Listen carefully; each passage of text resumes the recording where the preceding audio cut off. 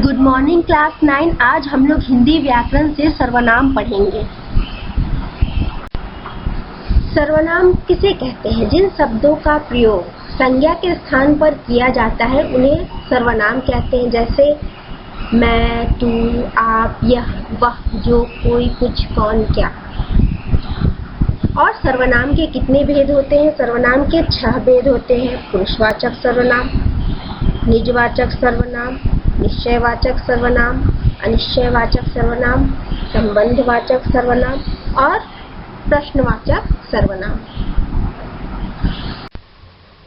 निजवाचक सर्वनाम किसे कहते हैं? निज का अर्थ क्या होता है? अपना।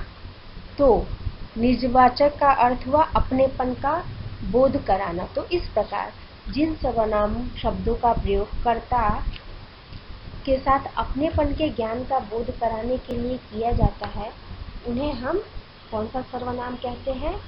उन्हें हम निजवाचक सर्वनाम कहते हैं।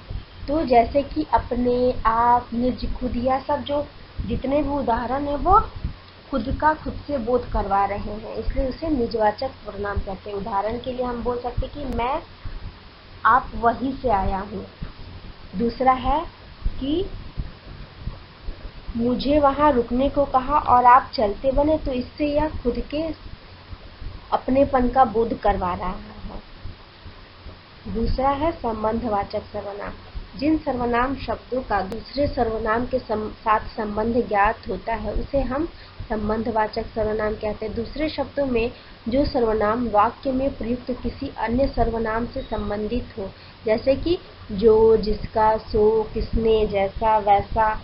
तो इसमें हम देख सकते हैं कि इसमें एक सर्वनाम शब्द का संबंध दूसरे सर्वनाम शब्द से हो रहा है। जैसे कि जिसकी लाठी उसकी भैंस, तो यहाँ जिसकी और उसकी है, यह दो सर्वनाम का संबंध किससे बन रहा है? लाठी और भैंस से। जैसी करनी वैसी भरनी, उदाहरण के तौर पे हम देख सकते हैं। तो यह जो जैसी और वैसी सर्वनाम है वह दोनों एक दूसरे से संबंधित है, दोनों एक दूसरे से अलग नहीं है। तीसरा है प्रश्नवाचक सर्वनाम। जो सर्वनाम शब्द सवाल पूछने के लिए प्रयुक्त होते हैं उन्हें हम प्रश्नवाचक सर्वनाम कहते हैं। सरल शब्दों में हम बोल सकते हैं कि प्रश्न करने के लिए जिन सर्वनामों का प्रयोग होता है उन्हें हम प्रश्नवाचक सर्वनाम कहते हैं। जैसे को, कौन, क्या, किसने। इसको देखते ही हम समझ जाते हैं कि यह प्रश्न पूछने के लिए है, तो इसे हम प्रश्नवाचक सर्वनाम कहते हैं। उदाहरण के लिए, यह दूध किसने मंगवाई, तो यह दूध किसने, तो यह जो किसने, क्या, कैसे, यह सब जो प्रश्नवाचक जो शब्द है यह प्रश्नवाचक सर्वनाम के अंतर्गत आते हैं। अब आप लोग होमवर्क के लिए बताएंगे कि निजवाचक सर्वनाम किसे कहते हैं, संबंधवाचक सर्वनाम किसे कहते हैं और प्रश्नवाचक सर्वनाम किसे कहते हैं। और साथ ही आपके पाठ्य पुस्तक में जो अनुशीलनी दी गई है जिसमें वस्तुनिष्ठ प्रश्न, फिर उसके बाद आपका निम्न वाक्यों में सर्वनाम संबंधी अशुद्धि दूर करें, रिक्त स्थानों की पूर्ति सर्वनाम में कीजिए और साथ ही निम्नलिखित वाक्यों में कोष्ठांकित सर्वनाम छाटिए। यह सब आपको अपने पाठ्य पुस्तक से कॉपी में करनी है।